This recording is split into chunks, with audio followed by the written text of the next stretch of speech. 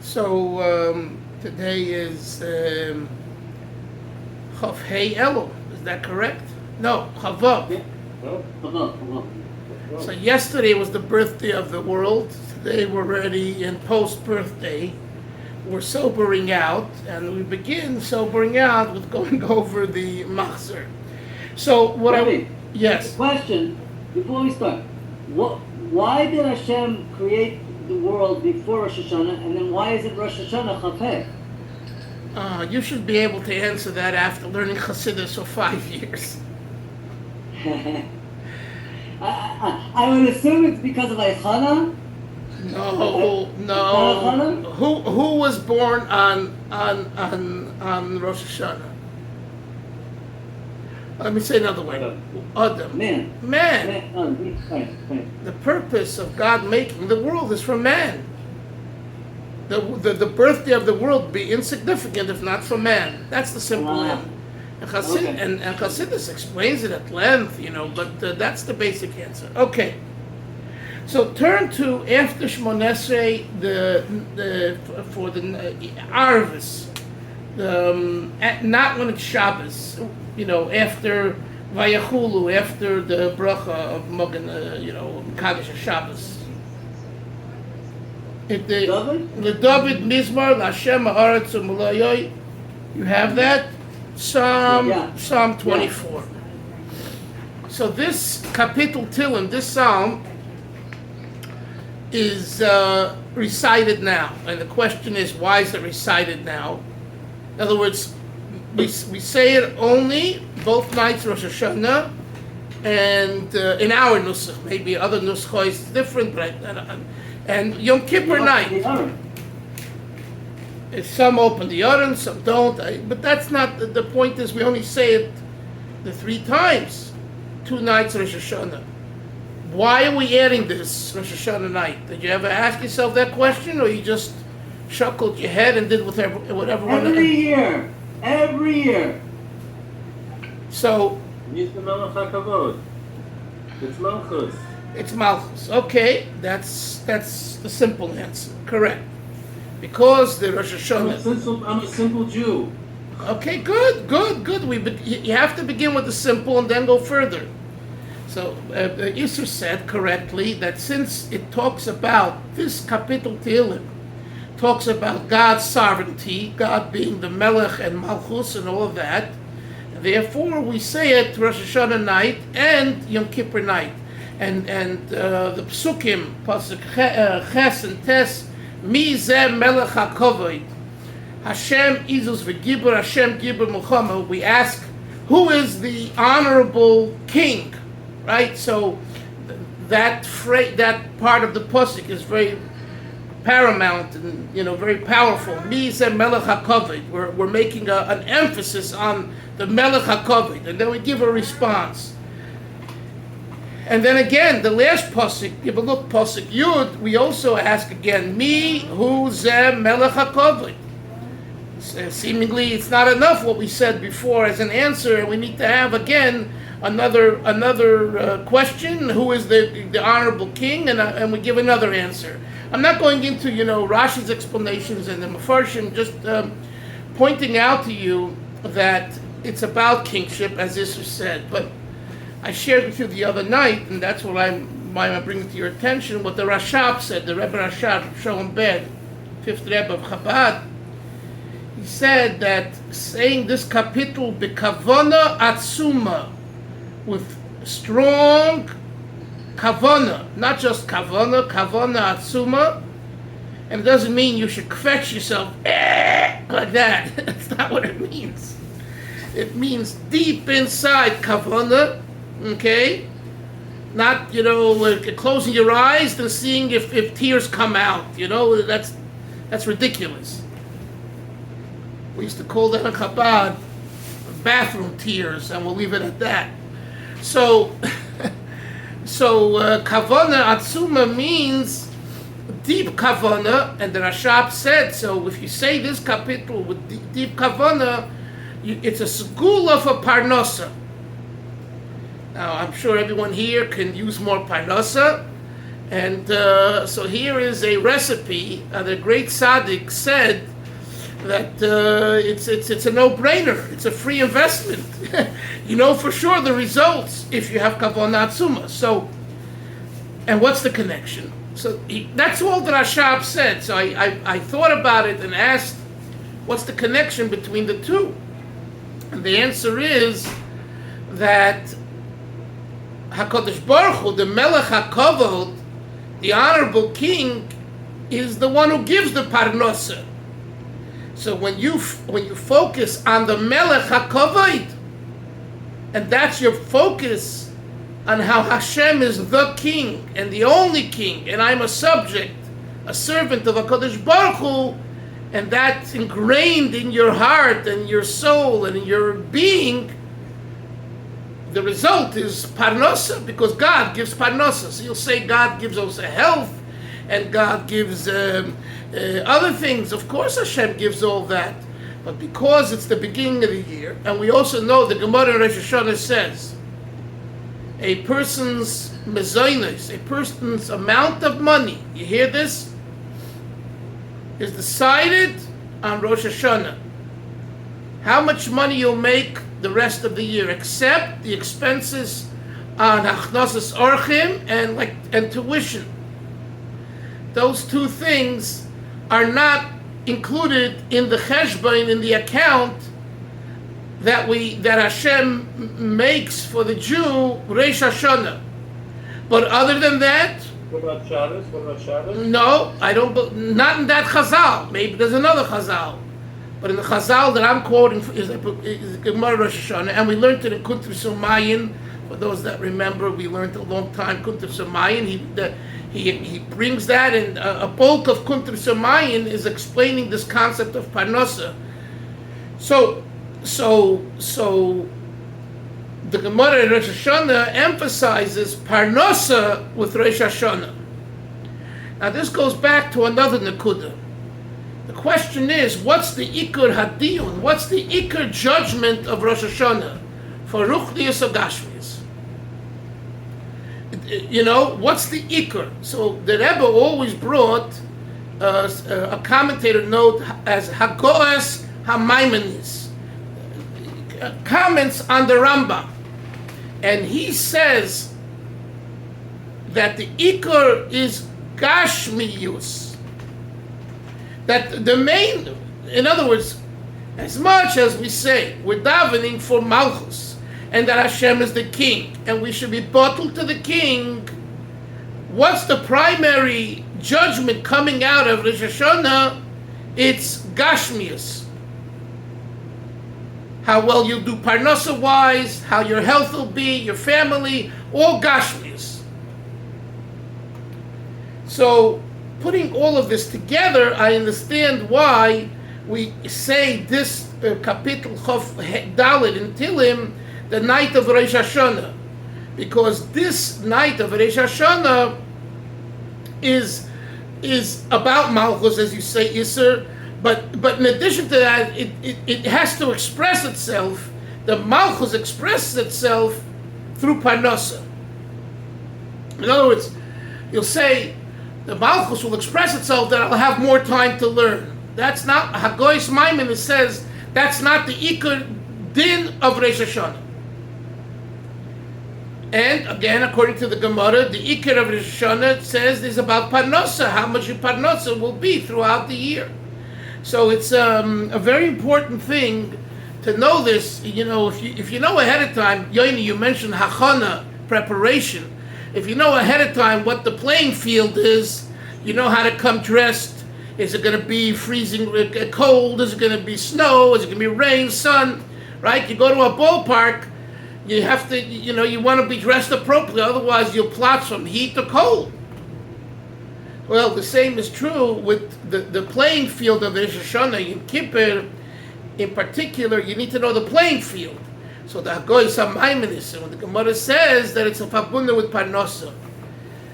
Rabbi, something you just said, it just sparked something. In Uman, when you go to Uman, it's a lot of people who have been there many times. So they'll wear a suit or they'll wear, a kapata, whatever. But if they've been there many times, they're not wearing Ferragamo shoes.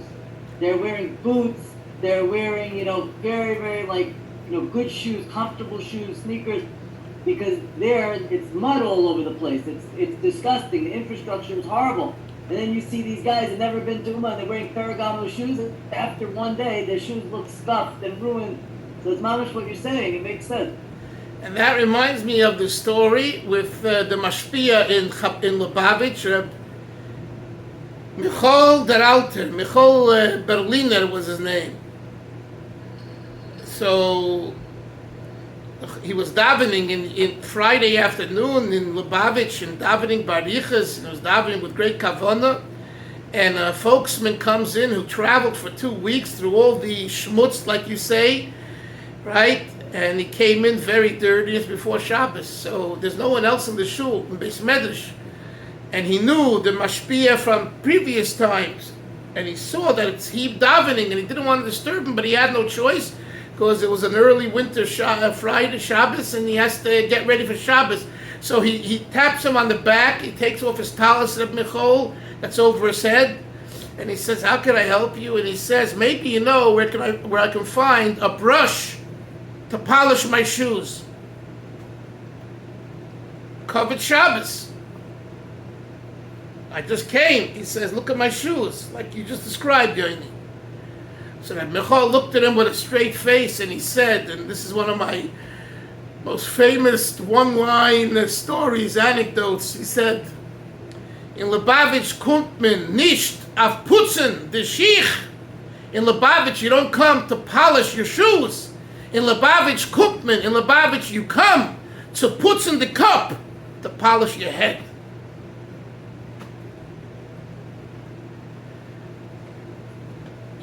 Take that line for the rest of your life.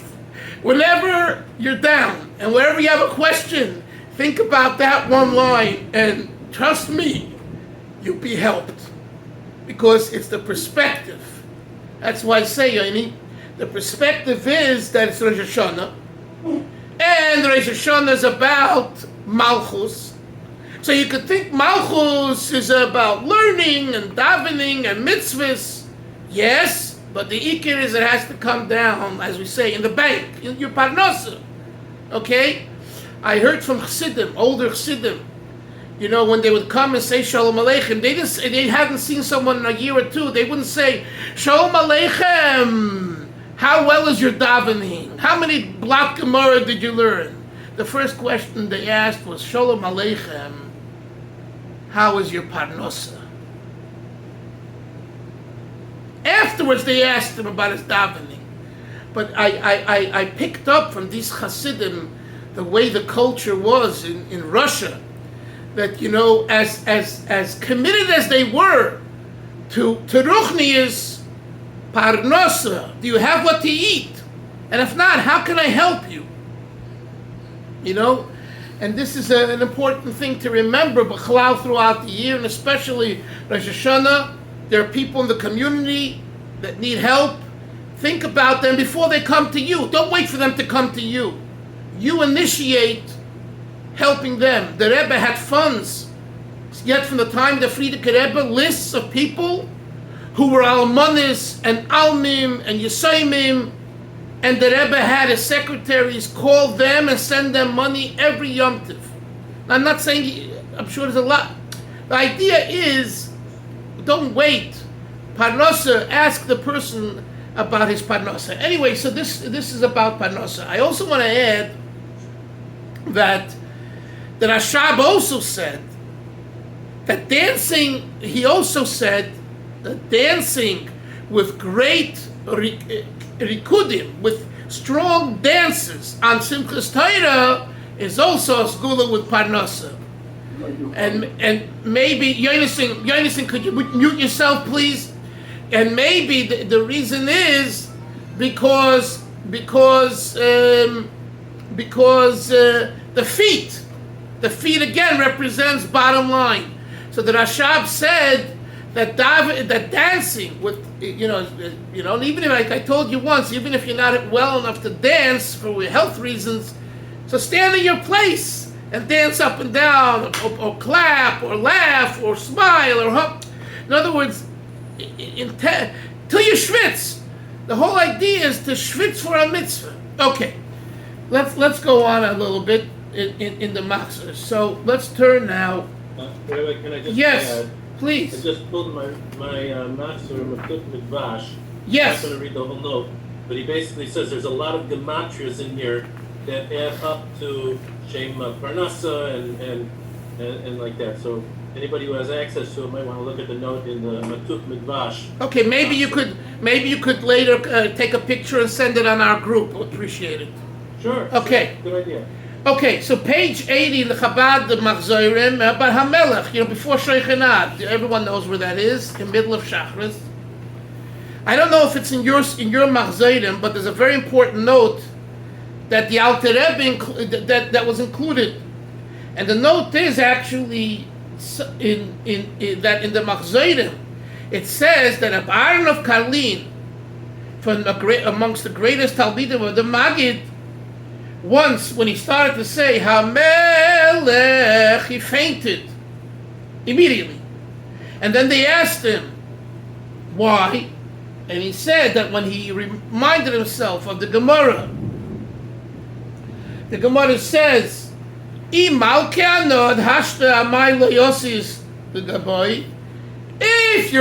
you believe I'm king, why haven't you come till now?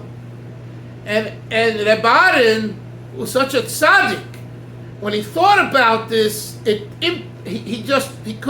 lost himself and he fainted. So then he says, "V'anan mai nane abasrei." If the holy Reb Aaron felt this way, what should we say? So I always knew this and read it and thought about it, but I'm not sure if the Alter. I think this is from Machzorim, but the fact is it was kept into the Machzor, and it's not from the Alter Rebbe, it's from Barak Kalina. Fine, a big tzaddik, but why is it relevant to a Chabadnik? Why is it relevant to the point that the instructions in the Chabad Machzor are not just random? That's my point. Those that are associated with the Rabbeim, that they kept in the Tefillah, in the Siddur, and the Machzor are important. Then obviously, the answer is because to point out the significance of HaMelech. So that's something to think about when you get to HaMelech. Then when you go to Sheikhanat, and you get to the words, B'fi Yesharim Tisraimam, by the mouth of the upright you are exalted, Uvsivsi Tzadikim Tisborich. I don't know how it's in the Art Scroll and the Boston and the other Machzorim, but in our Machzorim, you see the letters of the second word, Yesharim, the Yud, and the words Tzadikim, the Tzadik, are larger than the other. And if you go down, Yud Tzadik Ches Kuf, you get Yitzchak, and the word Tisraimam, Tisborich, Tiskadish, and Tishalel, which are four kind of accolades and for adjectives for God's exaltedness and holiness and blessedness and praiseworthiness and all that. The middle letter of each of those words spells out a Rivke, Yitzchak and Rivke. So why do we emphasize that here? Isser, did you ever ask yourself this question? We have those in large letters in Shabbos as well. Okay, So, what's the I reason? think that Art Scroll has a note on it, so. Oh, that doesn't help me. I'll tell you why, at least what I know. Maybe there are other notes. Rosh Hashana Malchus, to make Hashem king, it's associated with judgment. Avram is Chesed. Yitzchak is Gevura. Yaakov is Tiferes, Rachmanis. So the whole idea of Rosh Hashanah is Yitzchak, to take the judgment, the Gevura, and transform it to Kedusha. So that's why the emphasis, this is one explanation of Yitzchak and Rivka. Rivka being not only Yitzchak's wife, but Rivka also is associated with Gevura in the sense of the word Rivka means to pair up, to be close to, in a sense of, if it's right, you're paired up. So there's a judgment issue, there's a discipline issue. Now that's why we emphasize on Rosh Hashanah. So why on Shabbos? I don't know right now. Maybe Art Scroll, you say, has a note there, so we'll look over there. And also, if you have that, you can send it to me. Anyone has that, and if they have an Art Scroll, send it to me. I'd like to see the explanation. But that's something that we think about when we get to Sheikhenat. Now, the Aseret Simei Tshuva, we add a Kapitel Tilim, Kapitel 33, Lamed Gimel, Shira Mailos, we add Shira Mailos, I'm sorry, Kapitel 130, I apologize, Kuf Lamed, Me'amakim Kursicha Hashem. Some have a custom to read it verse by verse, some have a custom not to do it that way, but regardless, this is said for the Aseret Simei Tshuva. And again, why are we adding this? We're adding it because the Avodah of Rosh Hashanah through Yom Kippur is Mima'amakim, out of the depths. Min Ameitza Korosi Ko. Before Shofar, we call to Hashem from out of distress. So here is a verse in Tilim which talks about the calling to Hashem. David HaMelech calls to Hashem Mima'amakim, from the depths. So therefore we add this kapitel during the Aseret Simei Tshuva, starting for Rosh Hashanah. Okay, now we'll go to Shmoneh Esrei. Now, Shmoneh Esrei, the Amida, the main bracha that's different, of course, is Uvechein Tein. Well, we say, first of all, instead of Hakel HaKodesh, we say HaMelech HaKodesh, as you know. And then, V'chein Tein Pachtecho, how many you have? Uvechein Yiskadesh, Uvechein Tein Pachtecho, Uvechein Tein Kovod, Uvechein Tzadikim. 4 Uvecheins. It's brought down in the Holy Svarim that the 4 Uvecheins correspond to the four letters of the Yud Kei Vav Kei, and that's the reason for, one of the reasons for the Uvechein, the 4 different Uvecheins. The next bracha, Elikeinu Elkei Avosseinu, Maloich Ha'olam Kulei B'chvodecha. This is a Shmoneh Esrei. So this, you could say, is like the main bracha of the Rosh Hashanah silent Amida. Maloich Ha'olam Kulei B'chvodecha. Rule over the world, the entire world, with your honor. V'hinosei al kol ha'oretz b'korecha. And let your dearness, your preciousness, exalt itself over the entire world, etc., etc. And then they say, V'yeda kol pa'ul, and may every, as he translated here, every activity, but here, let's see, every creation, V'yeda kol pa'ul ki ato fa'alta, that you, God, are the one who makes him tick. V'yovin kol yitzur ki ata yitzarta. V'yomer kol asher neshama be'apoi Hashem Elokei Yisrael Melech u'machuz b'kol v'sholem. So these words were very prominent words in Chabad during the Rosh Hashanah and Yom Kippur period. V'yeda kol po'ul ki ata fa'altai. In other words, po'ul means like an activity. Even, yes, Moshe, you're lost? Yeah, I'm sorry, I'm lost. Yeah. I actually, I want to ask you 2 things. One is, I'm lost. I was writing down something else, and I missed what you said about the 4 Uvecheins. I said that they correspond to the 4 letters of Yud Kei Vav Kei. Not that they equal. That it's a kind of creating the Yud Kei Vav Kei, and the association to each I didn't explain, and I'm not going to do that right now.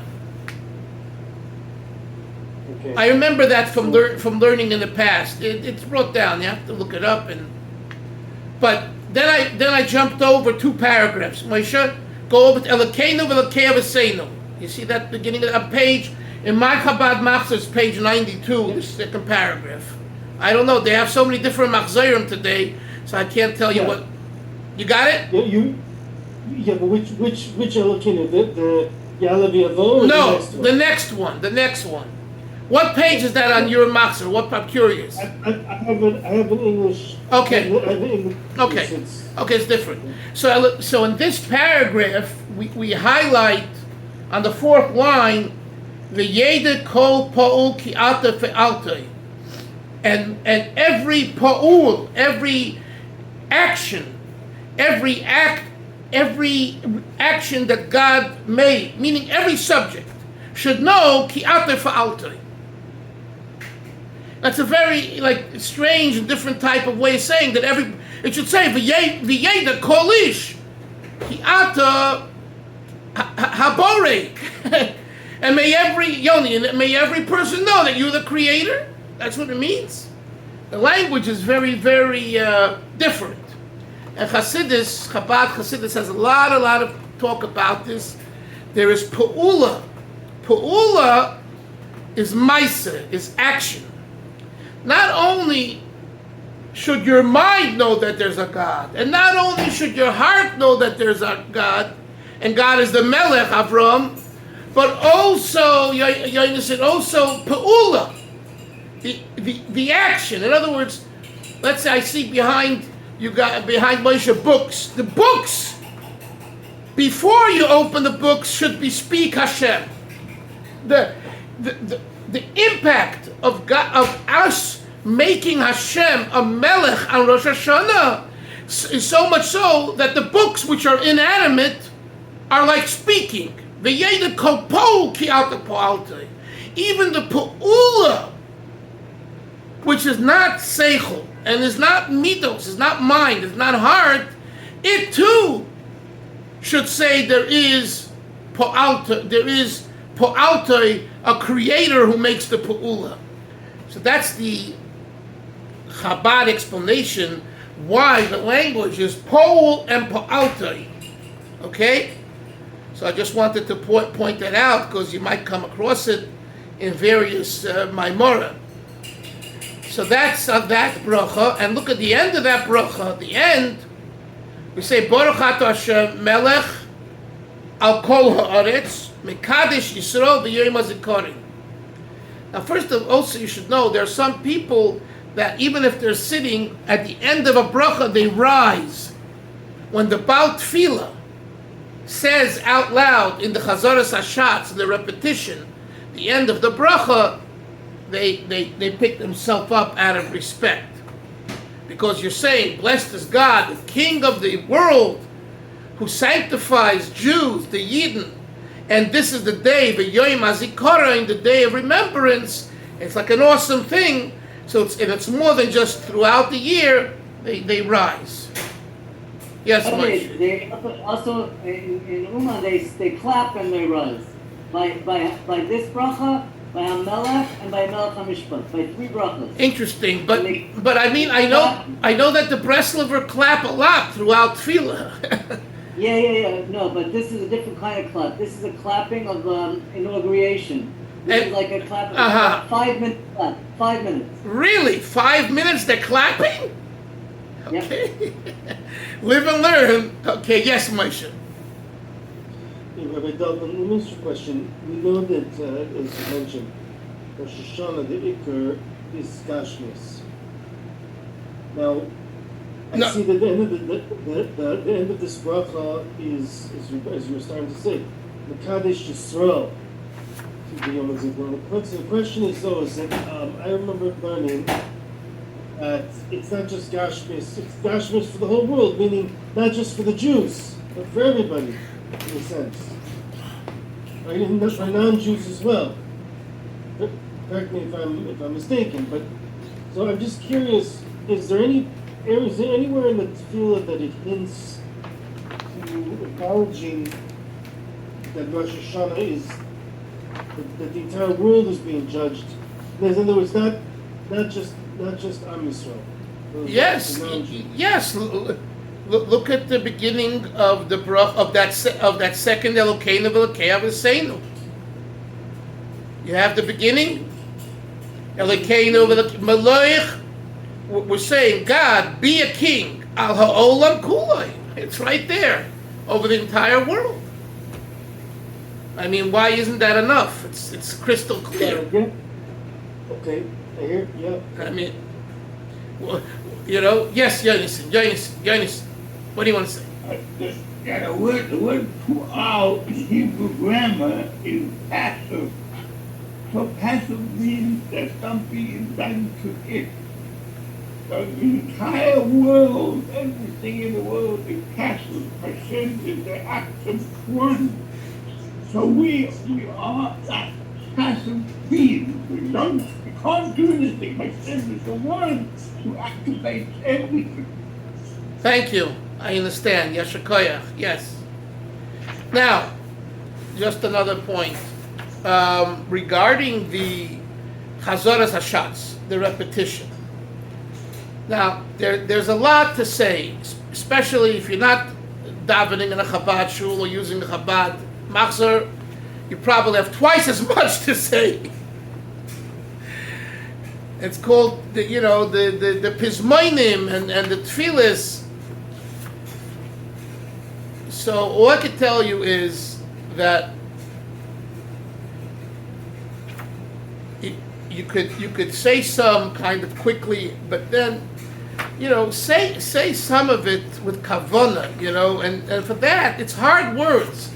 It's not just hard words.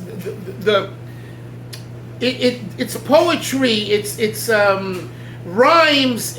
So it really. I mean, every year I take a English Hebrew Machzor and I can read Hebrew Baruch Hashem, and I look at the English because I sometimes can't get the flow of the words, and I want to understand what the words. So what I'm saying is, I'm not discouraging you from davening with the minyan together and singing the songs and all of that. I'm not saying that you shouldn't do that, but try to make it.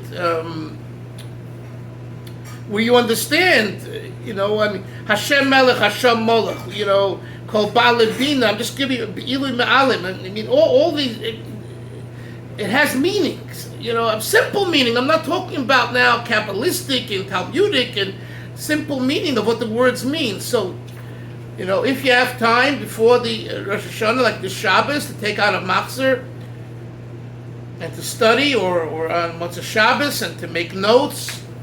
Don't. It's not about just saying more pages and more pages. It says clearly in halacha, it's better to say a little with kavana than a lot without kavana. I that's the way I daven Rosh Hashanah. Now, what I do is, in other words, I don't keep up with the Baal Tefillah. I don't. I daven at my pace, and then when I finish, I read all of the Pizmoinim to myself. And that's fine, and I'm not suggesting you do that. All I'm saying is that the whole idea is to have kavana and just to rush, So if you're the leader or the rabbi or the gabbai and you have to, announce pages or etc., it's a different story. But if not, take your time. So anyway, we have all of the different tefillas. If you don't have the koyach to stand, it's fine. If you do have the koyach, it's better to stand when they open the ark. It's not a sin if you don't stand, if you don't have koyach. Okay, if you're not feeling well, whatever. Also, regarding drinking before tkiyas. So I don't know how some of you do it. You have kiddush habila, but many people have a coffee or something before. In Chabad, in real Chabad, we have nothing before. Not even a coffee. Not even mikvah? The mikvah we go. But I must say, that Don't drink that water. it's very hard to daven till 2, 3, 4 o'clock. And whatever. So if a person is weak, they should have something before, and